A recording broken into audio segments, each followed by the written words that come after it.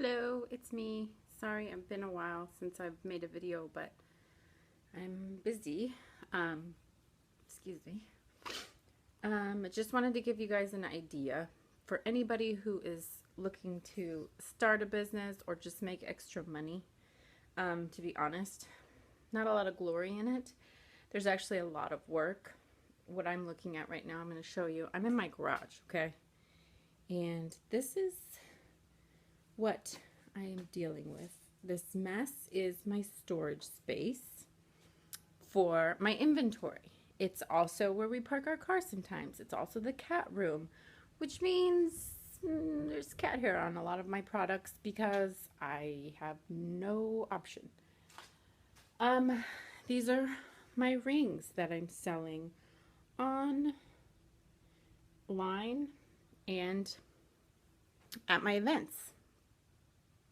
For instance, I have an event this weekend and I'm prepping today and I'll be prepping tomorrow, and I'll be DMing people in the area to see if they're going to come out, and I'm offering free stuff and trying to build my email list, which I don't even know if that holds value these days, to be honest. With all the social media, I'm not sure email is where it's at, but I'm going to try. It's dirty work. Sorry, I just had an apple. It's dirty work. It's hard work. I'm sweaty. I stink. I'm worried that I don't have a lot of inventory. I have an event that I'll be doing, and it starts at 11, but I have to be there at 6 a.m., and it doesn't end until 10 p.m., which means I will be working from 6 a.m. to probably 11 or 11:30, and then I'm going to wake up and do it again the next day. So, is it easy? No, it isn't. But here's the thing. I'll make enough money this weekend, just working the 2 days,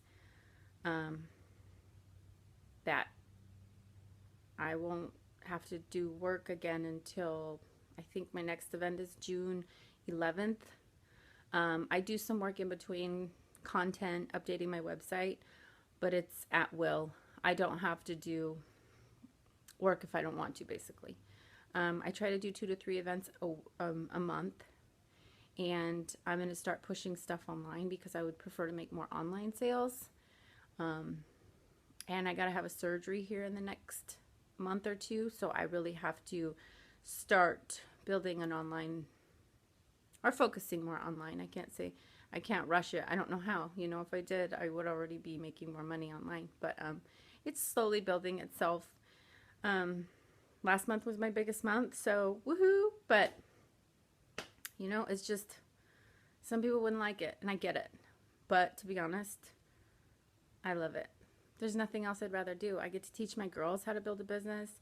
I get to bring my kids to work. I can work when I want. I can work around them being sick. I can pick them up from school. I get to drop them off to school. I get to go to all their events. Will it become something where I make a lot of money? I don't know. Will it go under? I don't know. But to be honest, I'm not taking any debt out. I'm just building it as I go. I'm taking it really slow. I'm trying to be patient, which is not my strong suit, but it seems to be working. And I've only been doing it for 8 months. And last month, our revenue brought in $3,000. So that's revenue. That's not profit. Just so you know, we profited about $1,900 from that, which is great. I'm not complaining at all. I was actually extremely happy with my last month. Unfortunately, I don't have the skill of keeping it right now, and I'm really shoving a lot of the money back into the business. So I didn't get to see a lot of that money, if you get what I'm saying. Which is fine, except in order to have a business that's making money, you have to know how to keep the money so that you can eventually get the money or invest in areas that you really feel like you're gonna have more of a residual income, where you're not actually putting time or effort into. That's my goal. This could be something that is in that direction if I get it going. big enough where I can have it sustain itself.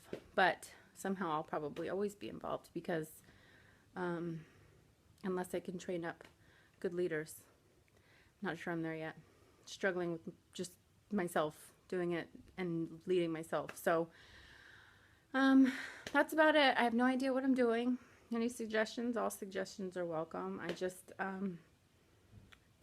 feel like there's nothing else I could do that would bring me this amount of money, this level of satisfaction, and give me the schedule that I'm looking for.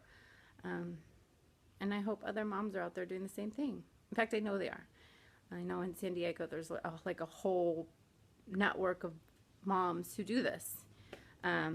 Some are really successful at it and some are struggling. So I guess it just depends on perspective. So I don't mind the struggle. But I'm fortunate that my husband makes good enough money that I don't really have to be mandatory in making any money. It gives me a lot of freedom. It takes the pressure off of me. But still, my goal is to make over 6 figures in this profit, not just revenue, but profit. And once I hit that, eventually I'll probably make new goals. But it's not just that. It's also to build community and small businesses around me, around my business, not necessarily around me, but around my business. So I buy from small businesses. I buy from small makers. I do global. So some people are like, shop local, shop local. I try to shop local. But I feel like the world is global and there's no reason to fight it. And I am in love with travel. So it just goes against everything inside of me if I just do shop local. Shop small. That's what I believe in. Maybe shop small. I shop where it's deserved, not necessarily where it's needed. I look for quality, unique. If you're interested, these are some of my products. Actually, you can't really see them. I have, these are my tapestries. And then here are some round beach towels. We've got some of this basket was oh, you guys, I don't know where the camera is. Okay, there it is. This is a hand woven palm basket. So those are just a couple of my products, but you can see that that's stuff you're not going to find in the United States. I'm sorry, but the reality is if I tried to look for something like that in the US, I'm never going to be able to get it at a resale price. So, or it's going to be manufactured in China or India or Bangladesh or something. So, I just feel like there's so many options for us. There's ways that you can manufacture your own t-shirts and put your logos on it. And there's just so many options for you to make extra money. Sell things on eBay. Sell things on Amazon. We have finally set Petra de Luna up on Amazon, and it was really difficult. So I get how people would be like turned off by it.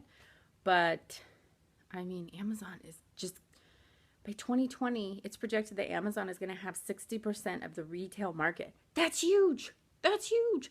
That means malls are going to go under. Small businesses that are retail shops are going to go under in terms of brick and mortar. And if you own a shop that's retail online, like e-commerce, what separates you from them? Because there has to be something that separates us from them. Because, I mean, I'm already getting on Amazon, so I feel like I'm late to the game. Like, I feel like I'm pretty late to the game. And you have to stay on top of things with Amazon because there's a lot of people selling different things. So how are you going to differentiate yourself? One thing that I feel like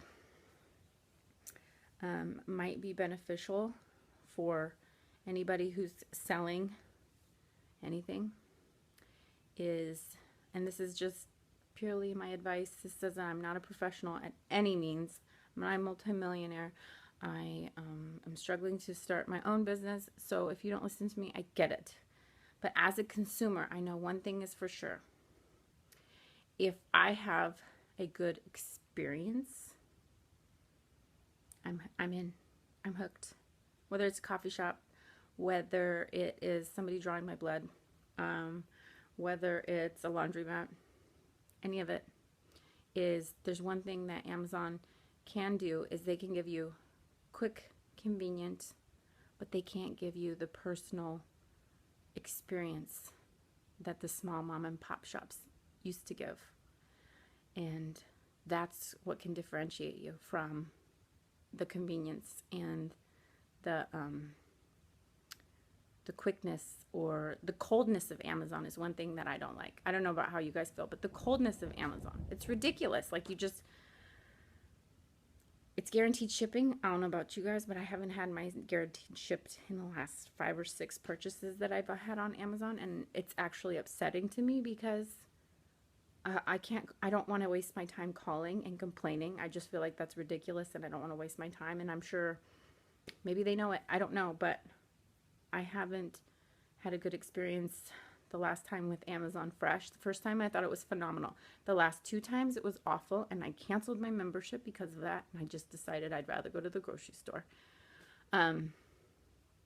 So as a small shop, I know that it's so important to write the handwritten notes of thank you, to actually care about the people that are coming to the events and asking about where they live and if they live in the neighborhood and, you know, just where they're from. And Amazon doesn't do that.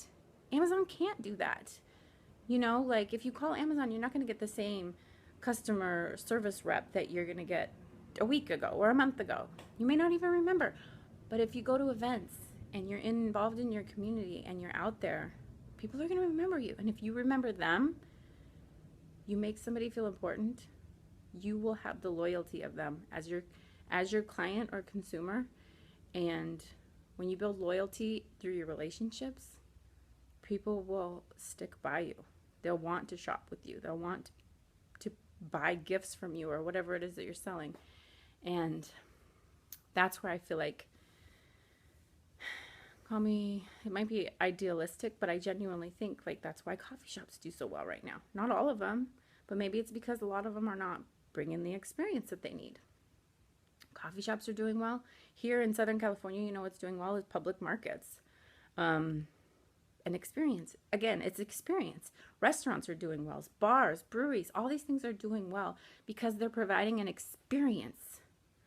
And the reason that retail shops here, I think, are shutting down, I don't know the logistics, but I know that when you walk in, a lot of the time it's cold. And if you're going to have a cold store, you might as well move online where your options of selling are greater. I get it. You can't provide A+ service if you don't hire A+ employees. I get that. But that's what's going to differentiate you from the Amazons and the Shopifys and whoever else is out there. So I try, I really do. And I've failed a few times, that's for sure. But I refuse to stop. I can't gain everybody's acceptance, and I get that. But I definitely want everybody to have a good experience with me when they walk away.